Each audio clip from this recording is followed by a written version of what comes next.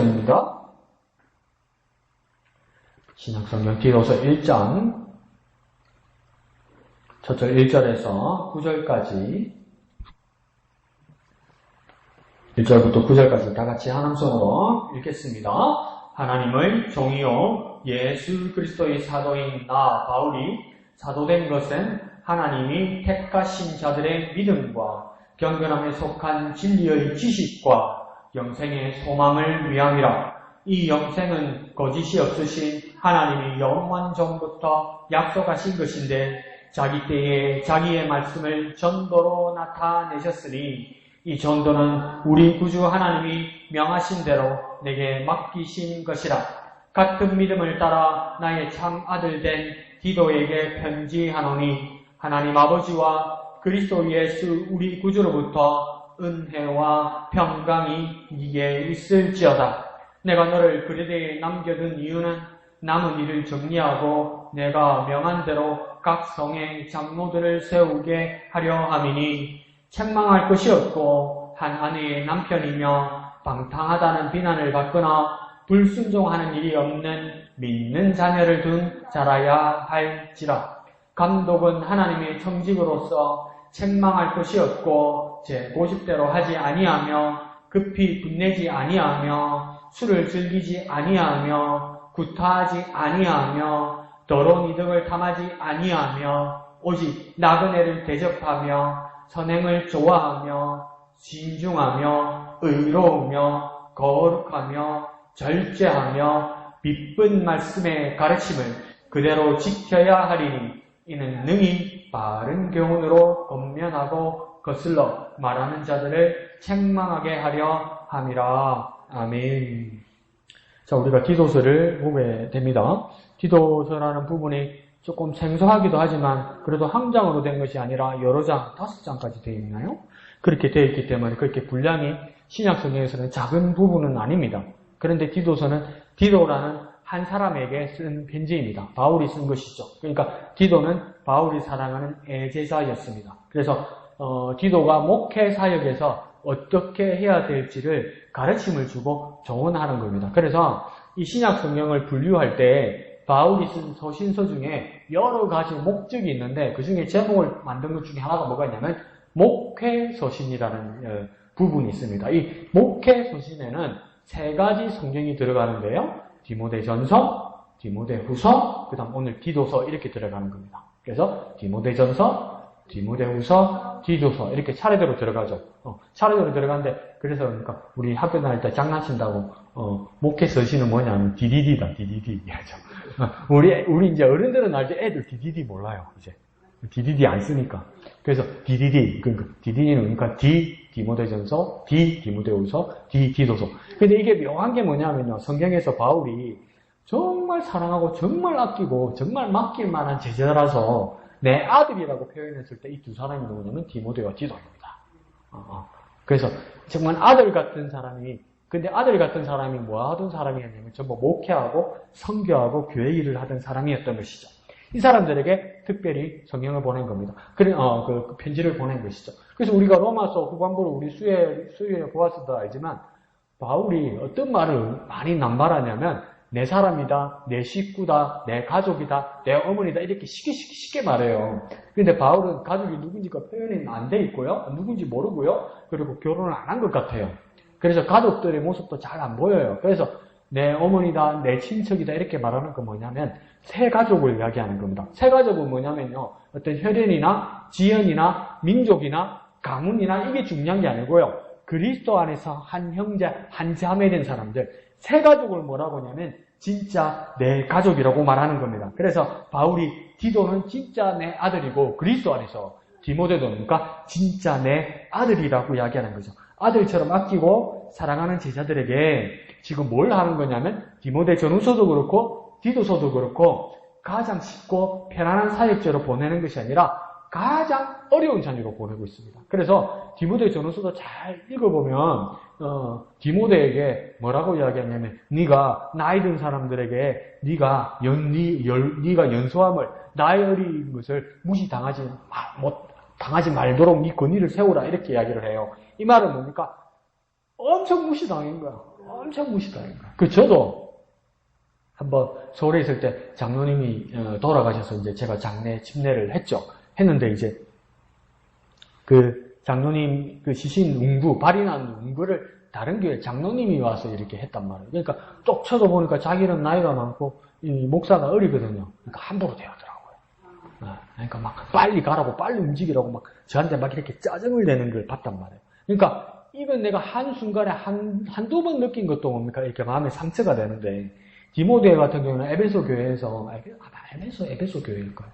거기서 막 이제 다른 데 있다가 이제 에베소 교회로 왔으니까 원래 에베소 교인에다가 나이 많은 사람들 많고 그러니까 어려 보이고 그러니까 엄청 무시한 것이죠. 그래서 나중에 보면 디모데 전후서에 보면 바울이 뭐라고 하냐면 너의 그 아픔 때문에 너의 질병 때문에 네가 약이 특별하게 없으면 포도주를 네가 좀 써도 된다 이렇게 이야기하는 거죠. 그러니까 워낙 그 당시에 약이 없으니까 포도주를 약으로 쓰라고 하는 거죠. 그러니까 어떤 사람이 보이소 바울도 술 먹어도 된다 했다 그러면 아니 약이 없어서 그랬다니까요.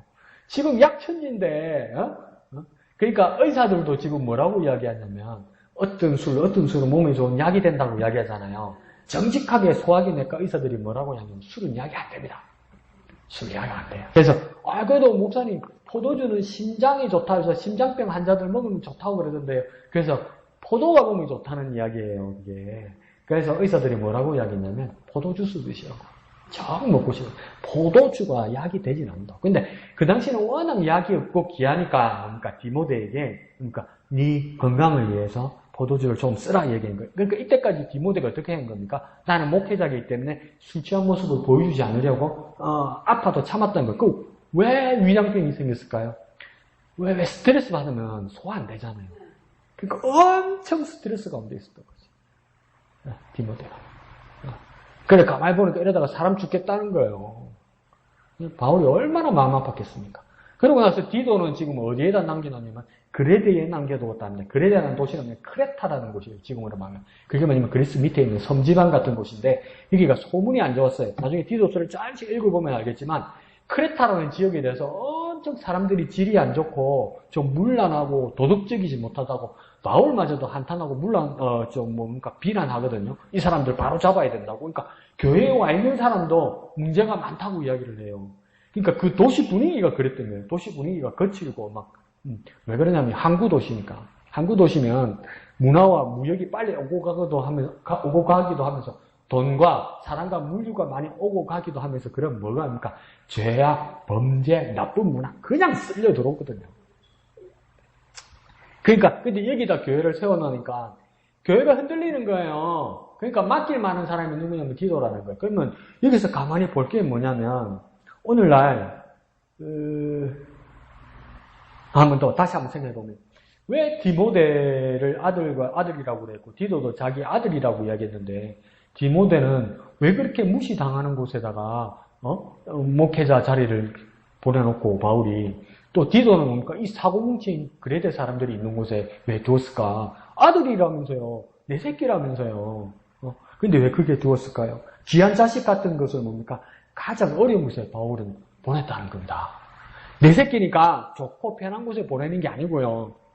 내 새끼니까 믿을만 하니까 이 어려운 일을 해결할 수 있는 사람은 내 아들 같은 사람밖에 없다고 바울은 생각했다는 겁니다. 그러니까 요즘 교회들이 아버지 목사님들, 선교 본부들 이런 데 뭡니까? 자기 아들들 좋은 데 보내고 물려주려고 그러고 어떻게 남을 줄 수 있냐고 이렇게 하잖아요. 다시 한번 생각해 봐야 돼요. 정말 내 아들이 귀하고 하나님 앞에 귀 쓰임 받기를 원한다면 남들이 싫어하고 남들이 못 가 하는 것 있잖아요. 그것에 보내는 게 진짜 아들한테 보내는 거라고. 바울이 그렇게 했다는 것이죠. 보내놓고 편하지 않았어요. 믿을만하다. 그러니까 그냥 보낸 거다가 아니고 보내놓고 얼마나 걱정하는지 몰라요. 바울이. 얼마나. 그게 진짜 아버지다운 모습이죠. 근데 목사님 자식 키워하고 있어 그게 안 됩니다. 내 새끼를 어떻게 어려운데 사시에다 보냅니까? 아버지가 엄마가 어려운데 보내가지고 애가 위장병이 걸리고 막 사람들한테 치이고 그걸 부모가 어떻게 봅니까? 그 말도 이해는 하죠. 근데 진짜 미래를 보고 정말 하나님 일이라면 그렇게 하는 건 아니라는 겁니다. 그러니까 내가 하는 일이 가장 어려운 것은 뭐냐면 내가 하는 일이 가장 중요하다는 겁니다. 미워서 어려운데 보낸 거 아니잖아요, 바울이. 그러니까 내가 하는 일이, 지금 하는 일이 가장 어렵고 빛도 안 난다고 생각하면 해봅시다. 그런 건 가장 중요한 겁니다.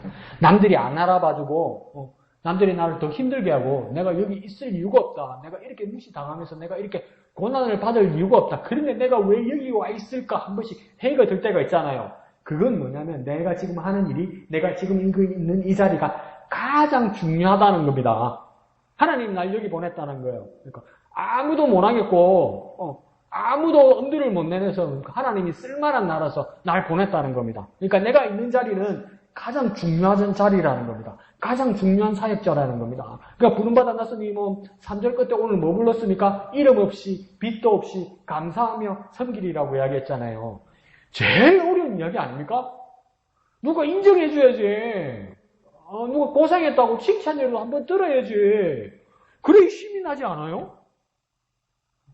근데 제일 겁나는 말이 그거예요. 교회 점심에 밥 먹을 때 싱겁다 짭다 누가 말할까봐. 아무 말 안 하면 그냥 되는데 싱겁다 짭다 말하면 이양대 집사님, 이금 집사님이 얼마나 당황스럽겠어요. 고맙다 말을 못할지언정 또 꼭 한두 명이 있거든. 우리만 조용히 하라고 내가 말하겠는데. 있거든요. 그런데 우리가 3절에 은혜 받았다고 부른 거는 뭐냐면 이름 없이 빛도 없이 감사하며 섬기리라 이렇게 했거든요. 그러니까 이름도 없이 빛도 없이 감사하며 섬기는 일이 얼마나 어려운 일입니까? 아무도 인정 안 해주고 어떨 때는 신소리 한단 말이에요. 근데 그런 분위기와 그런 환경에서 감사하며 섬기는 자가 뭡니까? 얼마나 귀한 모습인지 모른다 이 말이죠. 그러면 감정적으로 인간적으로 그게 됩니까? 안 되죠. 근데 이름 없이 빛도 없이 감사하며 섬긴다면 뭡니까? 가장 중요한 자리, 가장 힘든 자리에 여러분이 하고 있고 가장 중요한 일을 하고 있다는 겁니다.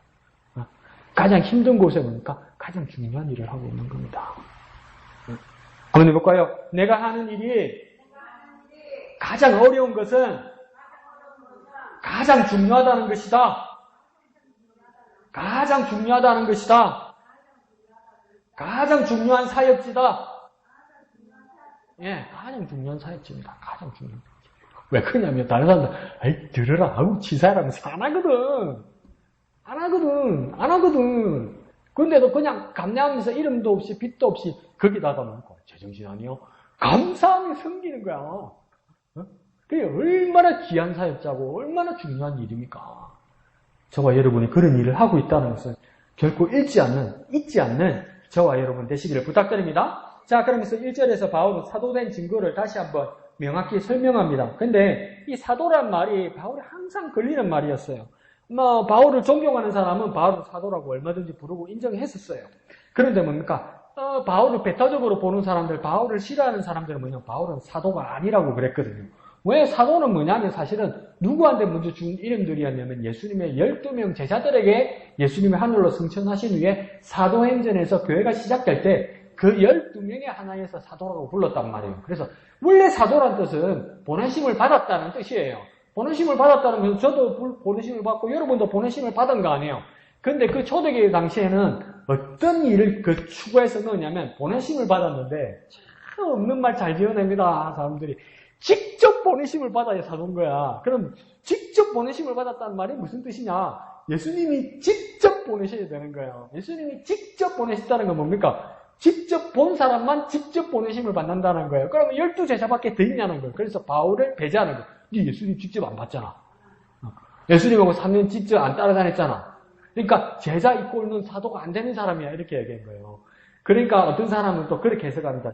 오늘 후대에도 바울이 사도된 증거에 대해서 어떻게 우리 억지로 바울을 변호하기 위해서 억지로 어떻게 갖다 대냐면 바울도 예수님한테 직접 보내심을 받았다는 거예요. 언제 그러면 다메섹 도상에서 예수님이 아사발이 몇 자빠져가지고 예수님 음성 듣고 가라고 다 했잖아. 그러니까 바울도 예수님이 직접 보내심을 받은 거야. 막 이렇게 해석을 했어요. 그러면 그냥 우리끼리 그럼 바울까지는 그럼 12명인가 보다. 이렇게라도 바울을 변호하려는 마음은 눈물겨운데 오늘 본문에서는 바울이 사도됨이 뭐라고 이야기하냐면 세 가지를 말합니다. 첫 번째 1절 끝에 보면요. 믿음과 맨 끝에는요. 지식과 2절 지식할 때 뭡니까? 영상에 소망을 위한 것이다. 그러니까 내가 사도된 것은 예수님을 직접 만났거나 음성을 직접 들었거나 예수님과 3년을 직접 따라다니면서 직접 보내심을 받았다는 것을 어떤 것을 커버하기 위해서 내가 사도됐다는 뜻이 아니라 사도는 그런 자가 사도가 되는 것이 아니라 믿음과 지식과 소망을 위하는 자, 소망을 위하여 사는 자, 그 자가 사도다 이 말입니다. 그러면서 그런데 우리가 또 이렇게 생각하면 그걸 잘 적어놔 보면 그럼 첫 번째 믿음, 두 번째 지식, 세 번째 소망이 사도됨이라면 또 그럴듯하다가도 우리가 이걸 정리하다 보면 또 막연합니다. 관념적이고 막 추상적이에요. 믿음이 뭐지? 지식이 뭐지? 소망이 뭐지? 근데 믿음, 지식, 소망 이것을 바울이 말하는 이유는 뭐냐면 바울이 주장하는 것은 뭐냐면 사도라는 것은 어떤 출신에서 시작되는 것이 아니라 무엇을 위하여 지금 일하고 있는가? 이게 사도됨이라는 거예요. 그러니까 더 쉽게 말하면 뭐냐면 과거에 우리 집안에 내가 옛날에 어떤 출신이나 어떤 백그라운드나 어떤 학연이나 어떤 지연이나 어떤 출신이나 어떤 학파로서 내가 사도됐다고 말하는 것이 아니라 그리스도인의 사도된 것은 지금 내가 무엇을 하고 있는가? 지금 내가 무엇을 하고 있는가? 지금 내가 하나님 나라와 복음을 위해서 무엇을 하고 있는가? 그 정체성을 통해서 내가 사도된다는 겁니다. 그러니까 교회 안에서 그리스도인도 내가 옛날에 그런 이야기 제발 좀 그만하라고. 내가 지금 뭘 하고 있는가? 주님의 나라를 위해서 내가 목양교회 그리스도인으로서 내가 지금 무엇을 하고 있는가가 중요하다니까요. 하나님은 살아계신 하나님이라면서요. 아브라함의 하나님, 이삭의 하나님, 야곱의 하나님이 무슨 하나님이냐? 그 모세 이전의 하나님이란 뜻이 아니라 모두에게 지금 살아계신 하나님이라면서요. 그러면 바울은 뭐냐면 사도됨이 무엇이냐? 지금 내가 하나님 나라와 복음을 위해서 무엇을 일하고 있는가? 그게 사도됨이라고 이야기하잖아요. 그러니까 중요한 게 뭡니까? 지금 여기 복음을 위해서 내가 무엇을 하고 있는가? 정확하게 주님 앞에 고백할 수 있어야 되는 거예요. 근데 자꾸 옛날에, 과거에 뭐 해서 자꾸 그 이야기 한단 말이에요. 할 말이 말하다 보면 옛날 말밖에 할 게 없지. 재밌으니까. 오늘 이야기도 뭡니까? 아침에 반 거, 점심에 반 거 말하는 게 재밌지. 지나간 게 재밌죠.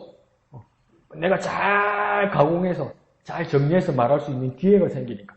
그런데 사도됨과 그리스도인됨은 뭐냐면요. 지금 내가 하나님 나라를 위해서, 복음을 위해서 무엇을 위해 일하는 거, 이게 정말 중요한 겁니다. 그러니까 지금 여기가 중요합니다. 내가 지금 여기. 한번 해볼까요? 내가 지금 여기. 네, 여기 중요합니다. 그래서 바울은 뭡니까? 사도된 증거가 그것이라고 이야기하는 거죠. 그러니까 사도는 앞으로 오실 하나님 나라를 위하여 지금 일하는 사람이 사도라는 것입니다. 그러니까 지금 일하는 자가 사도라는 겁니다. 내가 옛날에 그때 어디 출신이고 뭐 했다, 다 해봤다. 그런 이야기 이제 그만하라는 겁니다. 지금 내가 하나님의 일꾼으로 이것을 하고 있다가 사도된 표라는 겁니다. 그러니까 과거보다 출신보다 지금 하나님 나라를 위하여 일하는 자가 사도라는 겁니다. 지금 일하는 자가 사도예요. 지금 일하는 자가 보내심을 받은 거예요. 내가 사도됨의 표가 뭐냐? 지금 내가 하나님을 위해서 일하고 있다면 내가 주님의 보내심을 받았기 때문에 지금 일하는 거잖아요. 그러니까 사도된 표가 뭐냐? 지금 내가 하나님 나라에 일하고 있으면 내가 하나님의 보내심을 받았구나. 그 표가 된다는 겁니다. 근데 내가 사도인가? 내가 아닌가? 내가 보내심을 받았는가? 아닌가? 이렇게 이야기하면서 자꾸 우리는 어디로 가냐면 하나님 그때 내 부른 거 맞는가 해. 내가 오래해서 기억이 가물가물한데 내가 사도된 거 맞습니까? 보내심을 받은 거 맞습니까? 앉아서 아무것도 안 해요. 자꾸 그때를 기억을 찾고 있는 거예요. 그때 기억 찾지 말고요. 지금 내가 하고 있는 것을 보면 내가 사도인지 아닌지 내가 보내심을 받은지 아닌지 증명된다니까요. 그러니까 내가 지금 하는 게 중요해요. 사도는요. 지금 내가 하는 게 중요하다고요. 지금 하나님 나라를 위하여 일하는 게 중요하다고요. 자꾸 이 과거를 더듬게 돼요. 그걸 극복할 수 있는 사람이 사도입니다. 자, 그러면서 2절에는 특별히 영생의 소망에 대해서는 더 설명하고 있습니다. 영생의 소망에 대해서는 뭐라고 이야기하냐면 영생은 언제부터 있었다고 이야기하냐면 영원 전부터 있었다 이렇게 이야기합니다. 근데 영원 전이란 말이 사실은 뭐냐면 시간은 뭡니까? 과거, 현재, 미래에 있잖아요. 그러니까 과거, 현재, 미래가 우리가 사는 날들 시간이거든요.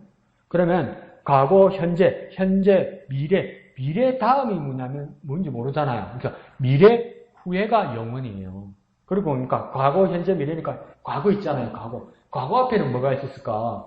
과거 앞에가 뭐냐면 이게 영원이다. 영원. 그러니까 우리가 사는 날, 우리가 한정되어 있는 날, 우리 한계되어 있는 날, 그 바깥에 모든 것이 감싸고 있는 게 그러니까 영원입니다. 영원. 이게 하나님의 것이란 말이에요. 그러니까 전, 후, 앞, 뒤, 속, 밖 이 모든 것을 감싸고 있는 게 뭡니까? 영원입니다. 영원. 그런데 지금 바울은 뭐라고 하냐면 영원 전부터 이러잖아요. 영생. 그러니까 영원 전이란 말은 사실은 없어요. 그죠? 과거 전이 영원이고, 그러니까 미래 후가 영원이란 말이에요. 그러니까 영원 앞에 뭐는 없죠. 왜요? 영원이 감성인데. 근데 왜 그러면 바울은 영원 전에 이 영생이라는 것이 있다고 이야기했을까요? 영원 전이란 말은 뭐냐면 정말 상상할 수 없을 정도로 오래전부터 이미 영생을 우리를 위해서 하나님이 준비하셨다 이 말입니다. 그러니까 우리가 상상할 수 없을 정도로 정말 오래전에, 우리가 가늠할 수 없을 정도로 오래전에 이 말입니다. 그러니까 우리가 찬송 부를 때 복음성이 보면 아주 먼 옛날 하늘에서는 당신을 향한 계획이 있었죠 이러잖아요. 근데 뭡니까? 시작할 때 아주 먼 옛날 이러잖아요. 그러니까 우리가 옛날에 호랑이 담배 먹던 시절 그 이야기하는 것은 아주 먼 옛날 그 이야기가 아니고요. 우리 아주 먼 옛날 그 말은 뭐냐면 우리가 상상할 수 없는 그 영혼의 시간을 말하는 겁니다. 그러니까 여기서 영원 전이란 말은 뭐냐면 우리가 상상할 수 없는 그 영원 때 그 앞에. 근데 그 앞은 그 전은 뭡니까? 끝이 없습니다. 어느 지점이 아니에요. 어느 지점이 아니에요. 어느 찍을 수 있는 포인트 찍을 수 있는 지점이 아니에요.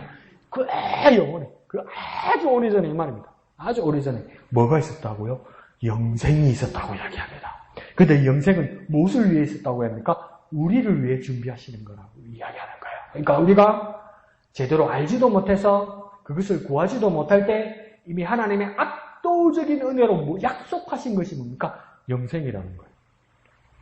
우리가 나기도 전에, 우리가 태어나기도 전에, 우리 엄마 아빠가 만나기도 전에 하나님은 나란 사람을 위해서 영생을 준비하셨다 이 말입니다. 내가 모르는데, 내가 생각하지도 못하는데 하나님은 나를 위해 영생을 준비했다는 겁니다. 그래서 뭘 쓴 겁니까? 영원 전에 이 말입니다. 그러니까 영생은 내가 알기도 전에, 내가 있기도 전에, 내가 세상에 생기기도 전에, 그런데 뭡니까? 내가 없는데, 내가 모르는데, 내가 있지도 않는데 나를 위해 약속하신 것이 영생이다 이 말이에요. 놀라운 은혜죠. 나기도 전에 준비했대요. 나기도 전에. 엄마 아빠가 만나지도 않았는데 나를 위해 준비하셨대요. 뭘요? 영생을. 얼마나 사랑하셨길래, 우리를 얼마나 사랑하셨길래, 그리고 우리를 위한 계획이 얼마나 오래전부터 있었길래. 하나님이 우리를 향한 사랑과 그 구원의 계획은 뭡니까? 아담과 하와가 범죄한 후에 지옥 가는 게 불쌍해서 그때야 준비한 것이 아니라 아담과 하와가 있기 전에 뭡니까? 하나님께서 준비하셨다는 거예요. 아담과 하와가 있기 전에 하나님의 계획과 하나님의 머리에 누구까지 있었던 겁니까? 지사님들도 있고 나도 있었던 거예요. 얼마나 사랑하고 나를 얼마나 생각하셨길래. 사랑의 속성 중에 하나가, 여러 개 중에 하나가 그건 것 같아요. 요즘은 생각할 때. 생각인 것 같아요. 생각. 어머님들 이해 좀 가시죠? 사랑하면 생각해. 애인이든 자녀든. 그죠? 사랑하면 생각해. 생각 안 해야지. 그만해야지. 공부해야지. 내 일해야지. 생각이 아직 여기 남아있어. 근데 하나님이 뭡니까? 나를 얼마나 사랑하시는지. 내가 나기 전에 생각하셨어. 내가 나기 전에. 영생을 준비하셨어요. 얼마나 사랑하셨길래. 나를, 집사님을 얼마나 사랑하셨길래. 그럼 이 사랑에 대해서는 우리가 얼마나 감격하고 감사해야 되겠습니까? 오늘 밤에 한번 그렇게 주님 앞에 기도 한번 해보십시오. 하나님 영원전부터 나를 그렇게 생각하시고 사랑해 주셔서 정말 감사합니다. 정말 감사합니다. 나를 그렇게 생각하시고 날 그렇게 사랑하시는 줄 몰랐습니다. 정말 감사합니다. 막 수렁에 빠지는 것 같을 거예요. 그게 언제지? 한번 상상해 보세요. 하나님이 그러면 언제부터 계획하시고 언제부터 생각하시고 언제부터 사랑하신 것이냐면 정말 막 더듬어서 한번 생각해 보십시오. 그게 언제지? 그게 언제지? 그게 언제지? 그게 언제지? 그게 언제지? 그게 언제지? 몰라. 그런데 뭐 기분 나빠서 몰라 가지고 너무 힘들었고 너무 좋아서 몰라. 근데 그때 벌써 나를 생각하시고 나를 사랑하셨다는 거예요. 나에게 영생 주시기 위해서. 근데 우리가 이런 주님을 어떻게 떠날 수 있겠습니까? 언제나 주님이 사랑 안에 있어요. 그 영생을 누리는, 그 사랑을 누리는, 그 은혜를 누리는 저와 여러분 되시기를 부탁드립니다. 그 영생은 정말 은혜입니다. 그 영생은 정말 사랑입니다. 한번 해볼까요? 영생은 은혜다. 영생은 사랑이다. 영생에 감사하자. 그럴 수밖에 없잖아요. 정말 동의하시죠? 영생은 은혜고 영생은 사랑이에요. 그 영생에 대해서 감사할 수밖에 없어요. 그런데 2절 중반절에 보면 거기에다가 뭡니까? 이 영생에 대한 약속을 부도내지 않으려고 보증인이 한가운데 계십니다. 2절 중반절에 그가 누구입니까? 영생의 소망을 위함이라. 이 영생은 거짓이 없으신 하나님이라는 거예요. 그러니까 보증인은 누구입니까? 하나님이라는 거예요. 하나님.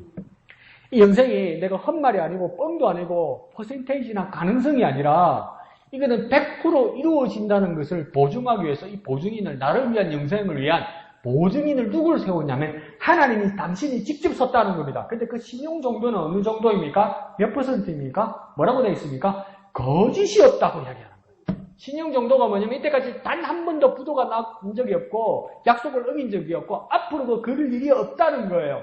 그래서 거짓이 없으신 분이라고 이야기하는 거예요. 뭔 말입니까? 부도는 절대 안 난다는 겁니다. 영생에 대한 약속에 대해서는 부도는 절대 안 난다는 겁니다. 이건 뭘 말하는 겁니까? 진짜 영생을 주신다는 말이에요. 진짜 준다고요. 진짜. 그냥 이 듣기 좋아라고 오늘 순간에 이 짧은 한 30분 기분 좋아라고 그냥 우리를 달래려고 하는 말이 아니라 하나님이 보증인이 되셔서 그분의 신용도는 거짓이 없으신 분이라서 영생을 주신다고 하나님이 보증인으로 서셨으니 그 영생은 뭡니까? 나한테 진짜 주신다 이 말입니다. 영생은 진짜 주신다고요. 주면 좋고 안 돼도 그만이고 그 말이 아니고요. 진짜 주신다고요. 왜? 하나님이 보증인이잖아. 한번 해볼까요? 영생은 진짜 주신다. 영생은 진짜 주신다. 그러니까 전도하러 갈 때 쉬워요. 하나님 당신에게 영생 주십니다. 그걸 어떻게 하라고? 진짜 주신다니까요. 넌 동그랗게 뜨고 말해라군요. 막 자신 없고 수줍고 막 미안하고 부끄럽고 내가 막 마음이 흔들려서 줄란가 말란가 이런 식으로 그 기선을 뺏기지 말라니까요. 전도하러 갈 때 기선을 뺏기지 말아요. 너 동그랗게 뜨고 말해라고. 진짜 주신다니까요. 진짜예요. 이러라니까요. 막 사람들이 비웃으면서 에이 이래도 아니요 진짜예요. 이렇게 말해요. 그렇게 전도하는 거예요. 전도 쉽죠? 목사님 좀 쪽팔리는데 에헤이 믿음 있는 사람이 그러니까 영생은 진짜 주시는 거예요. 진짜예요. 그렇게 전도하는 저와 여러분 되시기를 부탁드립니다. 자, 그러면서 이 놀라운 소식을 그러면 진짜 주시는 것이 영생이고 하나님의 보증인데 이 큰 것, 큰 인물, 큰 매체, 큰 메신저로 배송사고, 발송사고 없이 전해야 되는 거 아닙니까? 그러니까 하나님의 영생에 대해서, 영생의 소식에 대해서 막 확실한 것으로 전해야 되는 거 아닙니까? 근데 오늘 바울은 뭐라고 하냐면 그 수단이라는 게 좀 불안합니다. 뭘로 합니까? 3절에요? 전도로 나타내셨다고 이야기해요. 아니 그 위대하고 그 엄청난 그 은혜를, 그 사랑을 전도로 나타내신다고요? 무슨 전도입니까? 혹시 우리가 한 번씩 하는 그겁니까? 요즘은 부끄럽고 무서워서 피하는 그거 말합니까? 전도지 돌리면서 인사하면 괜히 내가 무시받는 거 그거, 그래서 다시는 하기 싫은 거, 그게 그 전도 말하는 겁니까? 그래가지고 누가 믿겠습니까? 그거 가지고 누가 받겠습니까? 그런데요, 그 전도로 그 영생을 전달한다고 말하는 거예요. 근데 왜 전도를 하죠? 전도를 하면 안 되잖아요. 우리가 하는 전도를 하면 안 되잖아요. 하나님 직접 나타나가지고, 야, 내가 준다 이러면 안 믿을 놈 어디 있고, 놈이라면 안 되나? 안 믿을 사람 어디 있고, 안 받을 사람 어디 있겠어요? 근데 하나님 왜 날 쓰냔 말이에요. 하나님 왜 나 같은 사람을 쓰냔 말이에요. 그걸 어떻게 전도하고, 그것들을 어떻게 영생을 전도하냔 말이에요. 근데 전도라는 모습을 한번 보십시오. 전도라는 모습으로 보면, 누가 누구에게 하는 겁니까? 사람이 사람에게 하는 거예요. 하나님이 그 귀한 일, 영생을 왜 사람이 사람에게 하게 할까요? 하나님이요, 나에게요, 이 귀한 일을 주셨다는 거예요. 하나님이 하나님으로 할 수도 있는데, 그러니까 하나님이 나에게 하나님 일을 주셨다는 겁니다. 여러분 귀찮거나 부끄럽거나 무서운 일이 전도가 아니고요. 하나님이 그 귀한 일을 나에게 맡기셨다는 겁니다. 정말 귀하고 정말 벅찬 일이고 정말 내가 감당할 수 없고 정말 나에게는 자격이 없는 일인데 이걸 나란 사람에게 손에 쥐어주시고 담아주셨다는 거예요. 야 우경아, 야 덕이야, 야 수기야 네가 한번 해봐 이러면서 하나님이 주셨다, 나에게 맡기셨다는 거예요. 하나님이 나에게 맡기셨다는 거예요.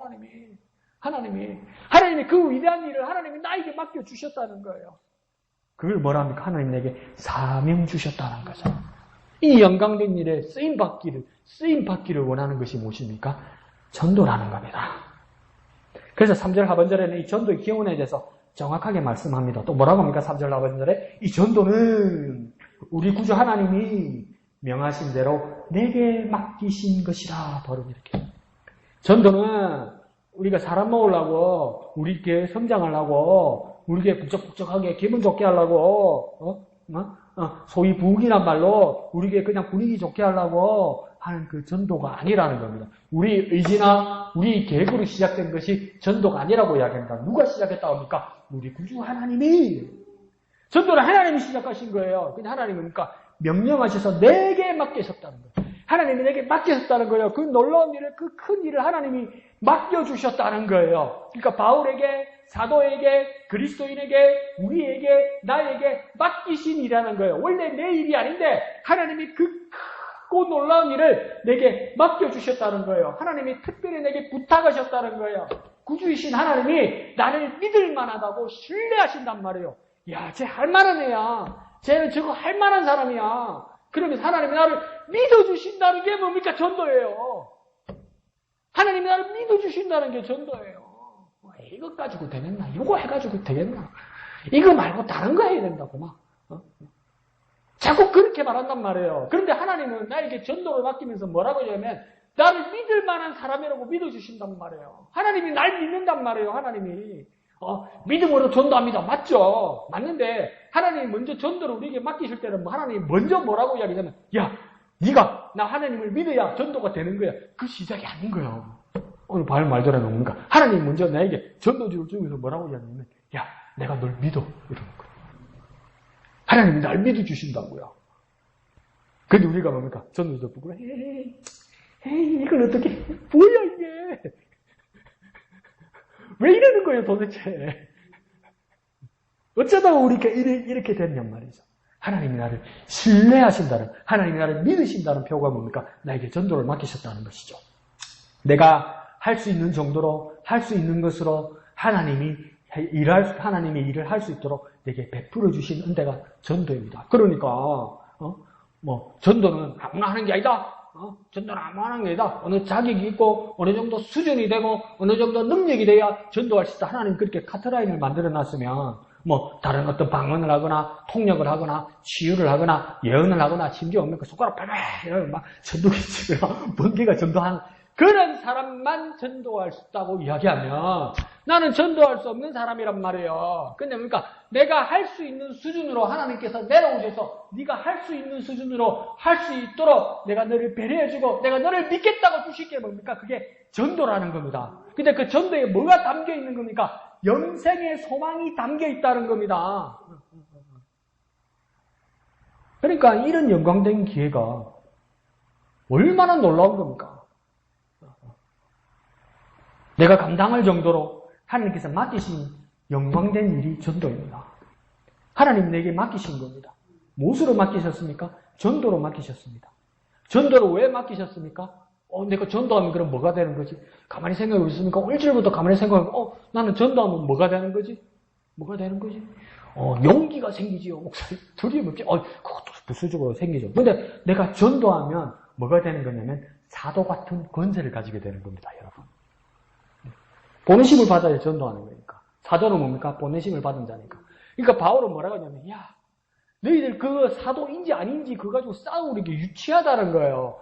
예수님께로부터 직접 보내심을 받았다는 직계인지 아닌지 그것 가지고 사도인지 아닌지 가리는 그게 뭡니까? 너무 유치하다는 거예요. 전도하는 자가 영생의 소망을 가진 것을 전도하는 자가 진짜 사도라는 거예요. 그러니까 더 쉽게 한번 우리 정리해 봅시다. 뭡니까? 전도하는 자가 사도입니다. 전도하는 자가 사도, 전도하는 자가. 여러분이 전도한다면 뭡니까? 사도 같은 권세를 가진 자입니다. 사도같이 권세를 가진 자. 그 어디 가 사람들이 지나가면서 네가 뭐냐? 내가 하나님이 사도다 이렇게 말할 수 있는 거예요. 내 소리 전도지가 들려있을 때. 그래서 막 전할 때 진짜입니다. 이건 영생은 진짜입니다. 하나님이 주십니다. 이러면서 막 흔들면서 줄 때 나는 왜 그렇게 자신 있게 할 수 있냐? 내게 사도 같은 권세를 주셨기 때문에요. 그러면 뭡니까? 전도하는 내가 사도의 권세를 받은 겁니다. 전도하는 내가 사도 같은 권세를 받은 겁니다. 한번 해볼까요? 전도하는 내가 사도 같은 권세를 받았다. 전도하는 내가 사도 같은 권세를 받았다. 이게 얼마나 놀라운 은혜입니까?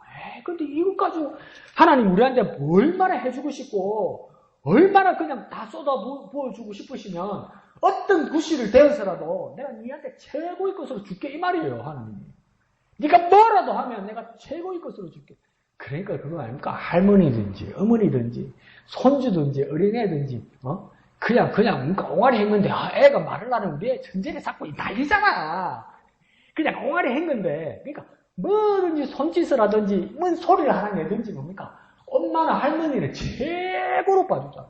최고로 옆에 지나가서 그렇지 이 해도 우리 눈 동그랗게 뜨고 보니까 아닙니다. 신동입니다. 신동 맞아요 이러잖아요. 그 하나님 우리를 향해서 그러시다니까. 뭘 해도 다 주고 싶다니까.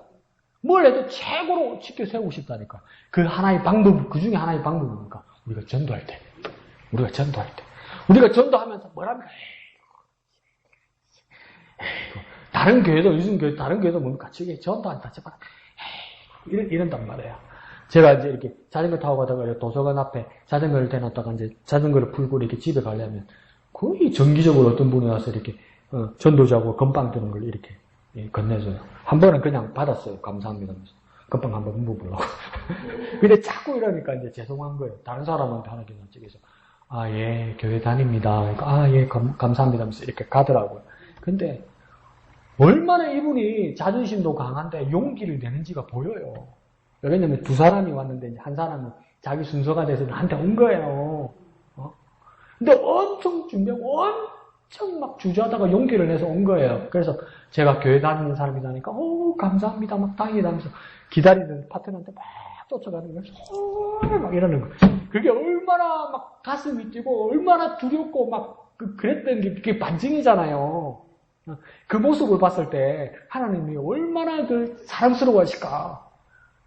지 자존심 버리고 지 부끄럽고 두려운 그거 막 이기려고 하면서 내 복음을 전한다고 하나님 얼마나 기뻐하실까. 자기는 부끄럽고 막 다행이라고 한숨 쉬고 자기들끼리 막 손잡고 이러는데 하나님은 그들에게 뭐라고 하면 사도적 권세를 가진 자라고 말씀하십니다. 하나님은 우리를 얼마나 사랑하시길래 그렇게 하기를 원하실까요? 자, 5절에는 그러면서 바울이 기도를 그리스도 교회, 지역교회에 남겨둔 이유를 두 가지로 말하고 있습니다. 두 가지. 첫 번째는 뭐냐면 남은 일을 정리하고 두 번째는요, 장로들을 세우는 것이다. 이렇게 얘기해요.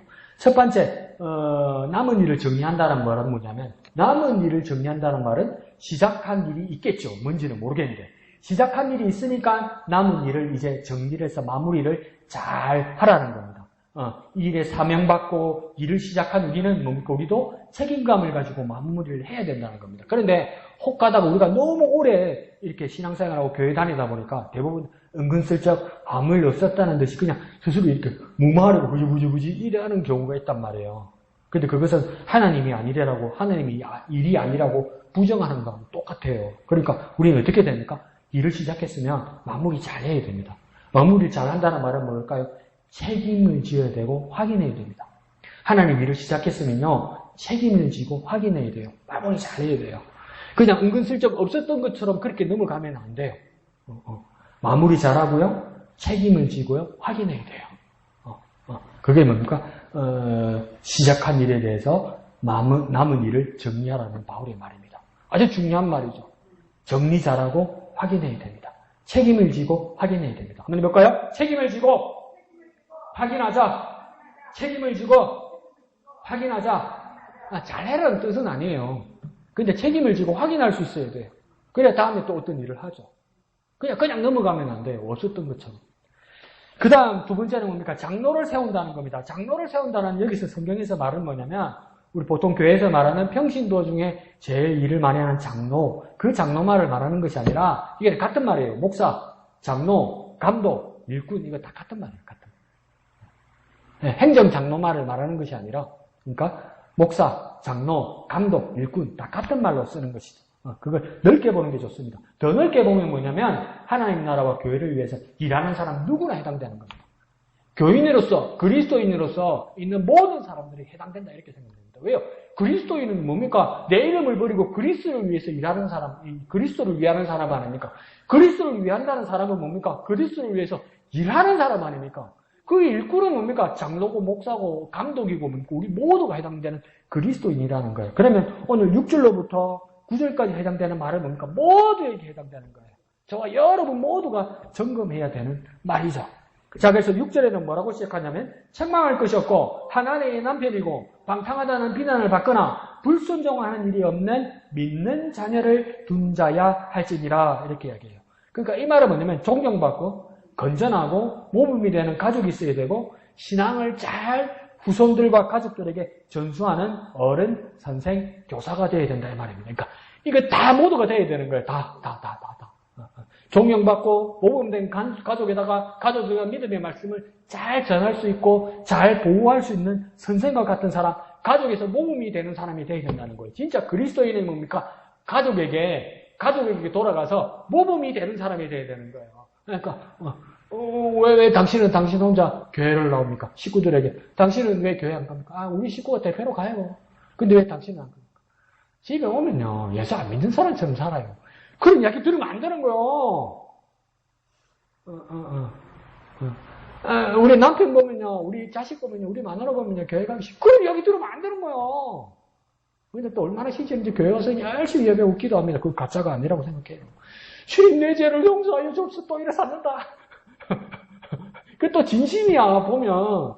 그러면 그렇게 용서받은 자가 가족에게 가서도 이제 뭡니까? 모범이 돼야 돼요, 모범. 똑같은 사람이 되거나 그 이하가 되면 안 된다, 이 말입니다. 실제에서는 뭡니까?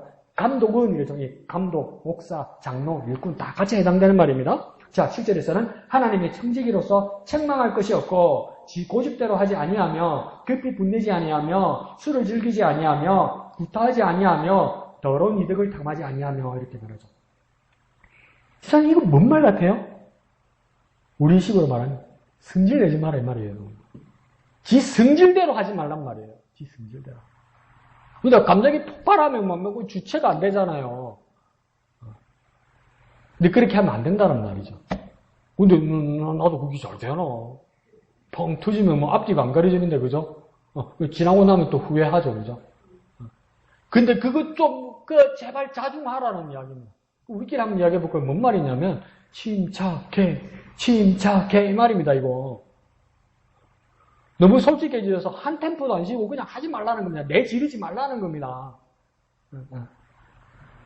이건 자기 감정적이고 그냥 욕망이 사로잡힌 사람하고 뭐가 다르냐 이 말입니다. 승질내는 것을 자랑으로 여기는 사람들이 많죠. 나는 한 번 한 다음에 하는 사람이다. 나는 한 번 한 다음에 한다는 사람 때문에 주위 사람들이 얼마나 멍들인지 몰라요. 그것 때문에 그렇게 하면 안 된다는 거죠. 근데 성격이 어디 갑니까?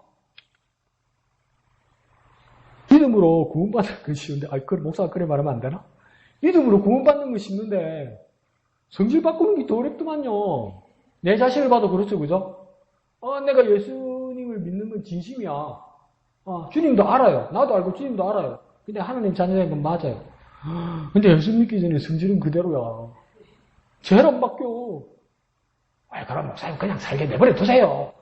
그럴 수도 있는데, 진짜 선생이고, 진짜 지도자고, 진짜 그리스도인은 그래야 하면 안 된다고 지금 바울이 이야기하는 겁니다. 어떻게 해야 되나요? 불가능한 거 아닙니까? 현상만 보면요. 방법이 없습니다. 그래서 우리 할머니, 할아버지들이 하는 말이 있잖아요. 지곤족 개주나 이러잖아요. 안 돼요, 그게. 그런데요. 우리는 그리스도인이잖아요. 나에게서 세상에게서, 사람에게서, 내가 좋아하던 것에서 하나님의 청지기로, 하나님께로 돌리면 됩니다. 나를 바라보는 것에서 하나님께로 돌려야 합니다. 다시 하나님께로 돌이켜야 됩니다. 다시 하나님께로 집중해야 됩니다. 아이고, 그만 이해하이소, 예. 막, 내가 그런 사람입니다. 막, 성질내도 이해하고, 예. 그래서 나는 뒤끝은 없답니다. 당신 뒤끝 없어서 당신은 발표고 살지만 상처 입은 사람은 옹골이고 가슴 저미고 산다고. 그러니까 어떻게 해야 됩니까? 나를 집중하던 모습에서 하나님을 향한 모습으로 돌려야 된다는 거예요. 내 시선을요, 내 눈을요, 내 마음을요, 하나님께로 돌려야 되는 거예요. 하나님이 청지기 일꾼이 되려고 해야 되는 거예요. 성령으로 나를 극복하려고 노력해야 되는 거예요. 그게 영적인 삶이고요. 그게 성령 충만한 것이고요. 그게 청지기로서의 일꾼의 모습이라는 겁니다. 아직도 내 성질대로 살면 안 돼요. 세상은 그렇게 말해요. 세상을 벌어 8가지 간다고 이야기해요. 사람은 그렇게 살아요. 그렇지만 그리스도인은 그렇게 살면 안 돼요. 그리스도인이잖아요. 그리스도인은 내가 사람이지만 그리스도를 바라보고 그리스도를 닮은 모습으로 살아가는 거 아니에요.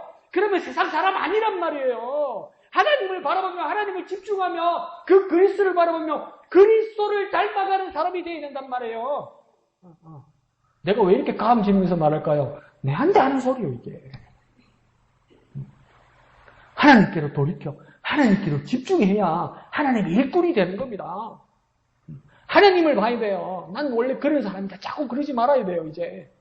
하나님께로 돌이켜 하나님께 집중해야 됩니다. 한번 볼까요?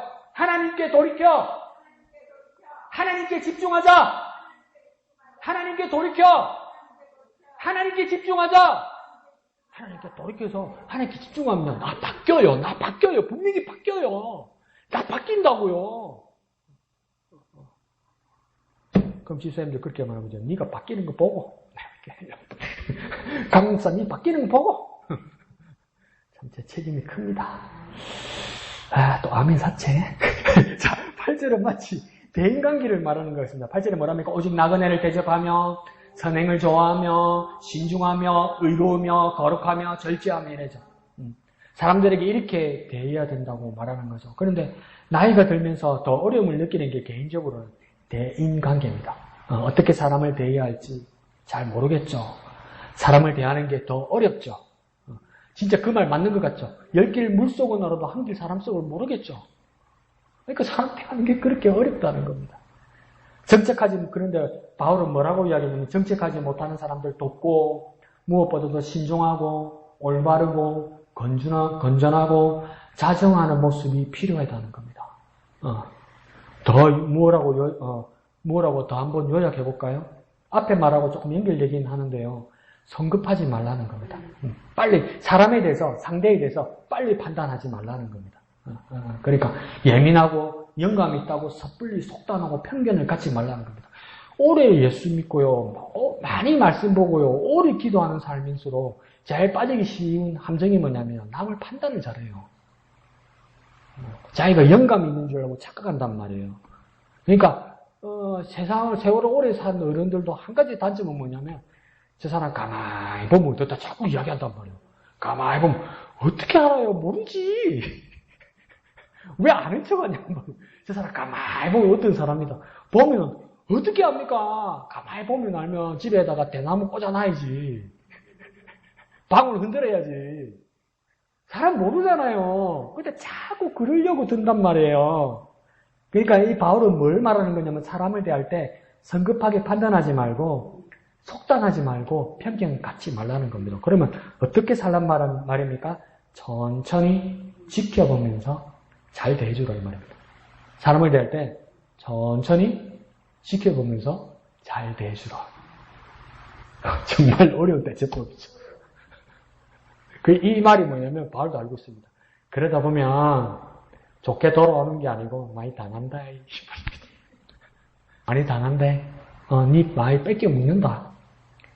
네가 그렇게 하면 너 덩쳐먹으려고 든다. 우리 애들 말로 뭡니까? 네 호구된다.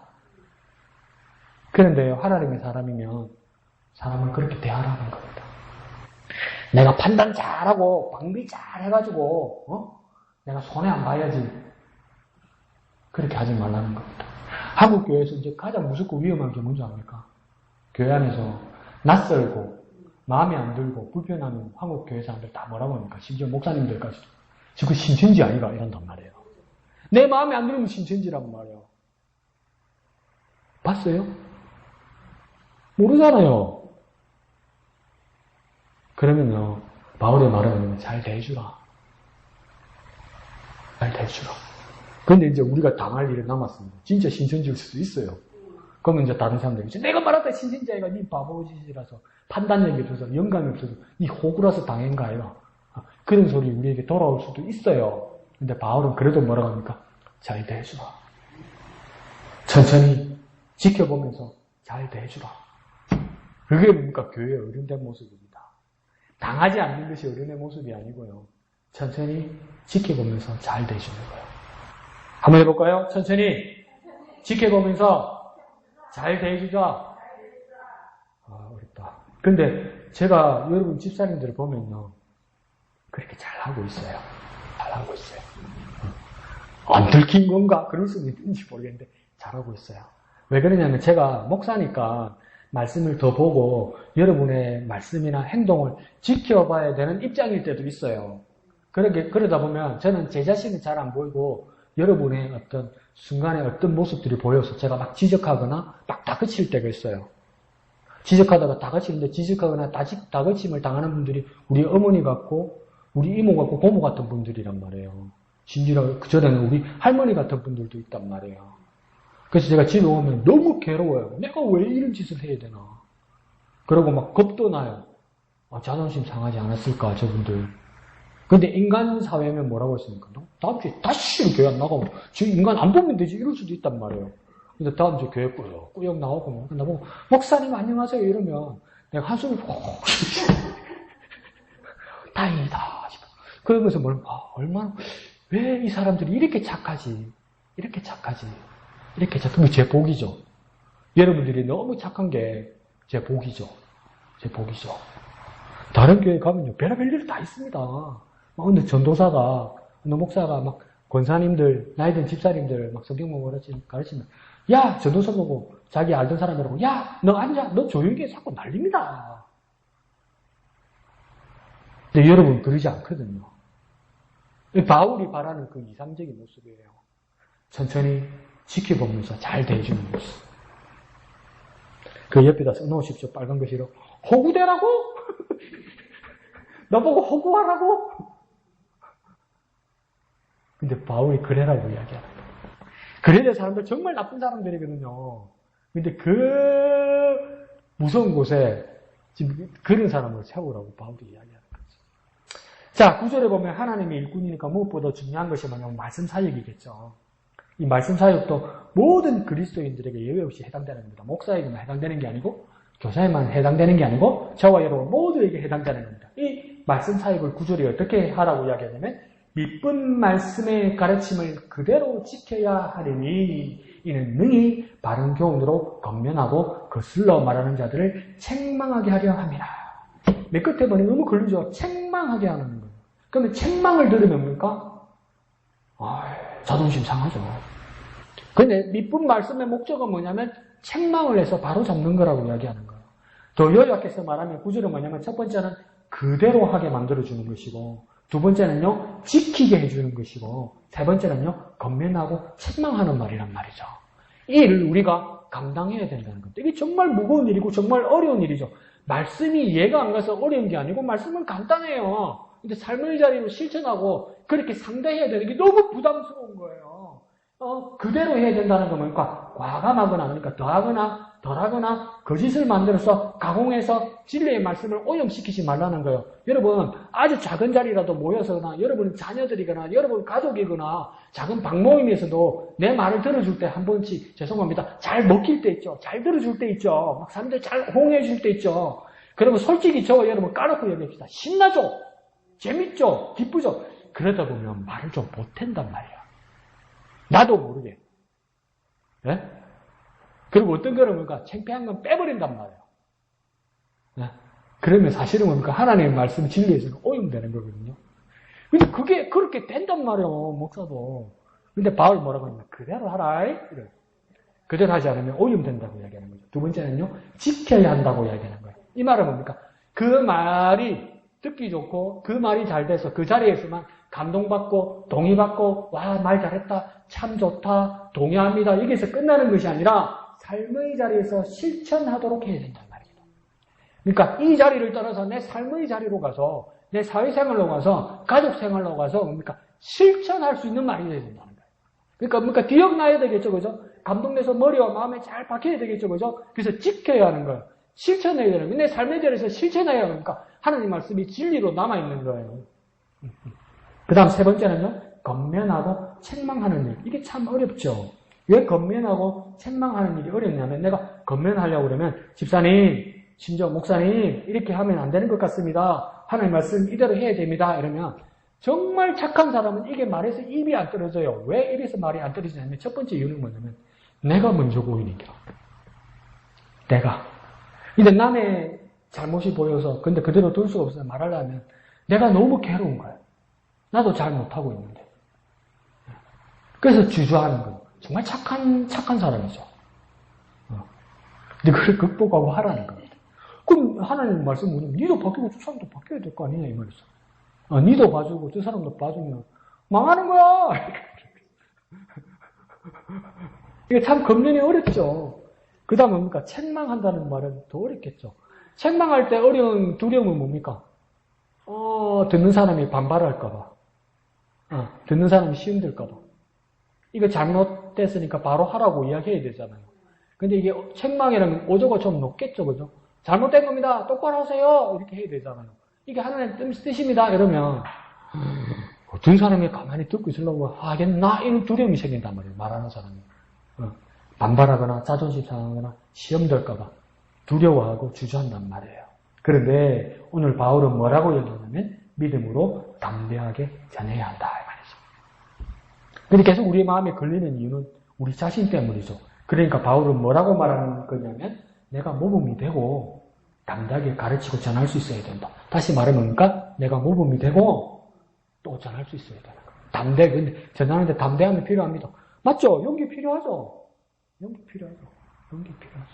모범이 되고 담대히 전해야 됩니다. 한번 해볼까요? 모범이 되고 담대히 전해야 한다. 모범이 되고 담대히 전해야 된다. 우리 교인들은 다 착해서 막 강 목사가 이래 말하면 가만히 듣고 이제 속으로는 뭐라 생각할지 몰라도 근데 입으로 말하는 사람은 없거든요. 니는 이러면 진짜 완전 땅으로 끄지거든요. 여러분 이대로는 안 됩니다. 하나님 말씀대로 살아야 됩니다. 이러는데 이 모양 못 봐도 니는 이러면 항상 두려워요. 근데 바울은 뭐라냐면 그러니까 네가 모범이 되고 그렇지만 담대히 전해야 된다고 이야기하는 거죠. 위험을 감수해야 된다고 이야기하는 것이죠. 이렇게 할 때 우리 또한 주님의 사도로서 일꾼으로서 일할 수 있게 되는 것이죠. 그래서 나도 사도처럼 일하게 하여 주옵소서. 나도 사도처럼 일하게 하여 주옵소서. 그렇게 쓰임받는 저와 여러분 되시길 부탁드립니다. 한번 더까요? 나도 사도처럼 일하게 하소서. 나도 사도처럼 일하게 하소서. 그렇게 기도하는 저와 여러분 되시길 부탁드립니다. 그렇게 쓰임받는 저와 여러분 되시길 부탁드립니다. 그래서 기도하실 때 주여 나도 사도처럼 일하게 하소서. 사도처럼 쓰임받게 하여 주옵소서. 그렇게 기도하는 저와 여러분 되시길 부탁드립니다. 1절 찬송하신 후에 다 같이